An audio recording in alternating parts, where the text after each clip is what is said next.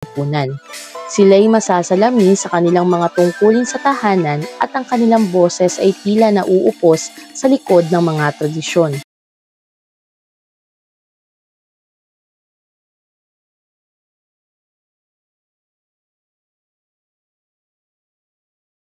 Tahanan tungo sa mas malawak na pagsasama sa lipunan. Tara at pakinggan natin ang isang sanaysay mula sa bansa nila.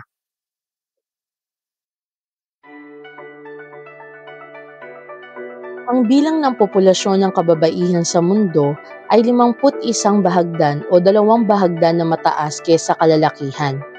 Maaaring isipin ng ilan na ang kababaihan ay nakakakuha ng parehong pagkakataon at karapatang gaya ng kalalakihan. Ilang kababaihan lamang sa buong mundo ang nakakakuha ng pantay na karapatan at paggalang tulad sa kalalakihan. Ang tungkulin at kalagayan ng kababaihan ay unti-unting nagbabago sa nakalipas na 50 taon. Ito ay makikita sa 2 kalagayan. Una, ang pagpapalit ng gampanin ng kababaihan at ang ikalawa ay ang pag-unlad ng kanilang karapatan at kalagayan.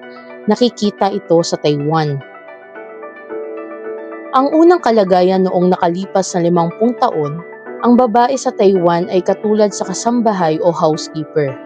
Ang tanging tungkulin nila ay tapusin ang hindi mahalagang gawaing bahay na hindi natapos ng kanilang asawa.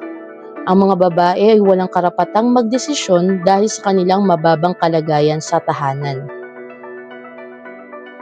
Ngayon, nabago na ang tungkulin ng mga babae at ito ay lalong naging komplikado.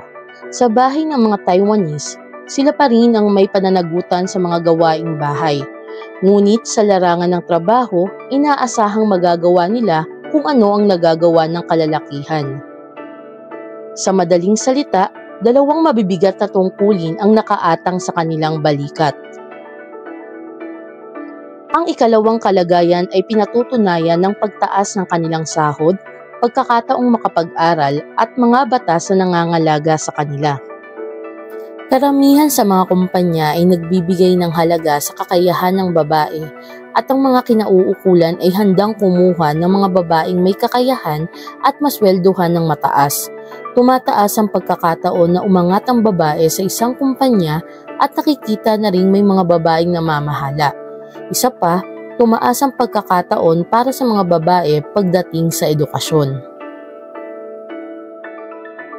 Ayon sa isang estadistika mula sa gobyerno, higit na mataas ang bilang ng mga babaeng nag-aaral sa kolehiyo kung ihahambing sa kalalakihan makalipas ang 50 taon.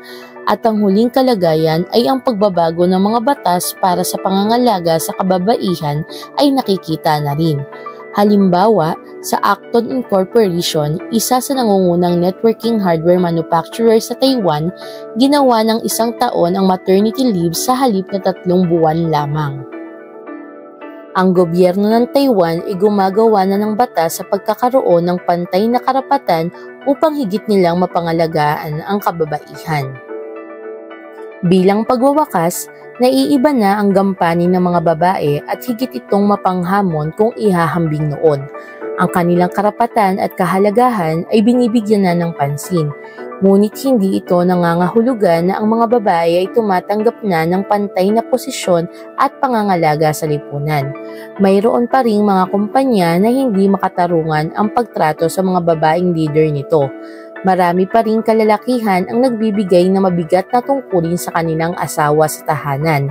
Ito ay matuwid pa rin sa kanila. Marami pa ring dapat magbago sa kalagayan ng kababaihan sa Taiwan at malaki ang aking pag-asa na makita ang ganap at pantay na karapatan nila sa lipunan. Ang kababaihan ng Taiwan, ngayon at noong nakaraang 50 taon, isinalin sa Pilipino ni Sheila C. Molina. Sanaysay mula sa Taiwan. Muli, ako si Binibining Che.